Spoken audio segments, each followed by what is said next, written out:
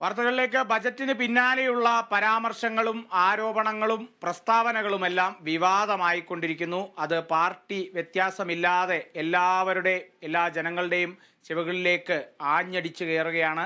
ഇപ്പോൾ ഏറ്റവും പ്രധാനമായും വിവാദ പരാമർശം നടത്തിയ കേന്ദ്ര സഹമന്ത്രി സുരേഷ് ഗോപിയാണ് ഈ പരിഹാസങ്ങൾക്കെല്ലാം പാത്രമായിരിക്കുന്നത്. ബ്രാഹ്മണരും നായിഡുവും ഉൾപ്പെട്ട ഉന്നത കുലജാതർ ഗോത്രവകുപ്പ് കൈകാര്യം ചെയ്യട്ടെ എന്നായിരുന്നു സുരേഷ് ഗോപിയുടെ പരാമർശം.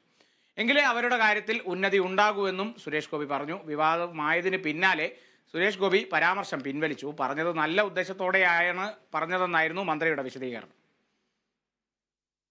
ഡൽഹി മയൂർ വിഹാറിൽ BJP കേരള ഘടകം സംഘടിപ്പിച്ച തെരഞ്ഞെടുപ്പ് യോഗത്തിനിടെയായിരുന്നു കേന്ദ്ര സഹമന്ത്രി സുരേഷ് ഗോപിയുടെ വിവാദ പരാമർശം.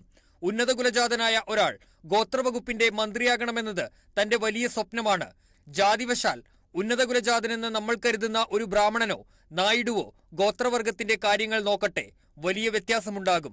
ഇക്കാര്യം പ്രധാനമന്ത്രിയോട് ആവശ്യപ്പെട്ടിട്ടുണ്ടെന്നും സുരേഷ് ഗോപി പറഞ്ഞു. മോദിജിയോട് ആവശ്യപ്പെടുന്നുണ്ട്, എനിക്ക് സിവിൽ ഏവിയേഷൻ വേണ്ട, എനിക്ക് ട്രൈബൽ തരൂ. അപ്പൊ നമ്മുടെ ഒരു നാട്ടിലെ മറ്റൊരു ശാപമാണിത്. ഒരു ട്രൈബൽ ക്യാബിനറ്റ് മന്ത്രി ഒരിക്കലും ട്രൈബൽ അല്ലാത്തയാളാവുകയില്ല. എന്റെ ആഗ്രഹമാണ്, എന്റെ സ്വപ്നമാണ്, ഒരു ട്രൈബൽ മന്ത്രിയാവാൻ ഒരാളുണ്ടെങ്കിൽ അദ്ദേഹത്തെ മുന്നോക്ക ജാതികളുടെയൊക്കെ ഉന്നമനത്തിന് വേണ്ടിയുള്ള മന്ത്രിയാക്കണം.